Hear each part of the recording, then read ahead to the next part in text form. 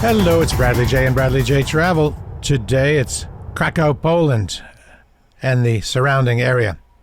Start from the train station in Berlin, pick up some supplies, as you can see, and settle in for the 10-hour train ride from Berlin to Krakow. I've been to Poland 3 times, Krakow twice, and every time took the train. It's nice to have your own supplies, but they do have snacks on that snack table, and there's a beverage cart that comes around. It's a really relaxing ride. 10 hours. Here's the train station, the ticket windows in the Krakow station. Krakow's Cloth Hall. There are cloth halls throughout Europe. This is the most famous one. And it was built in the 1300s. And was a trade center in the 1500s. And upstairs is a museum that has the largest permanent exhibit of 19th century Polish painting and sculpture. There's a little bit of an internet cafe shack, a couple of guys there that I just met and had dinner with. And there we have the misty streets of Krakow at night. This video contains images from 2 trips, the first 2. And as a result, you'll see one has snow in it and one does not. Coming up, we'll enter the Kazimierz neighborhood of Krakow, which has a dark and sad past. In the eastern part of Kazimierz, named after King Kazimierz, or Kazimierz III, this is where the Jewish population was, wiped out. 19 out of 20. 95% of the Jews living in that area were killed by the Nazis. And as that wasn't a long time ago, you can still feel the melancholy there.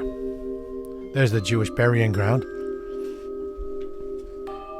They do have a lot of cool bars. There's Alchemia.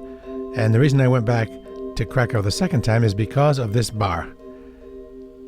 Lit by candles. Only by candles. And I actually did a song about this couple here. An older guy, a younger woman, a touch of the hand.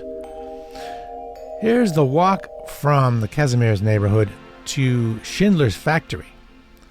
Did you see that it said Oskar Schindler on the sign there? This is the view from Oskar Schindler's office window of the factory, and this is the office. This is Oskar Schindler's actual office. There's another view of the exterior.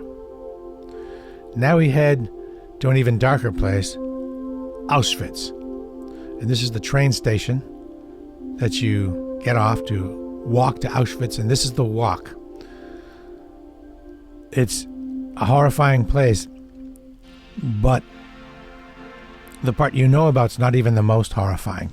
The most horrifying parts are where torture was carried out and unspeakable atrocities. Unspeakable. They're so horrific, they don't want you to take pictures of them. They also don't want you to take pictures of the piles of luggage, glasses, hair. This is a woman I met on the train to Szczecin. Szczecin is on the Oder River, and it started out as a Viking and Slavic settlement in the 8th century. And it's right near Germany, and after World War II, they made a point of kicking out the Germans, and they went ahead and erected monuments to thank the Soviets for defeating the Germans. This is a streetcar in Szczecin. I didn't love it, but a lot of times when I don't love a place, I didn't really explore it enough. And that may be the case with Szczecin. Now this is on a smaller gauge train on the way up to Zakopane, which is a ski town.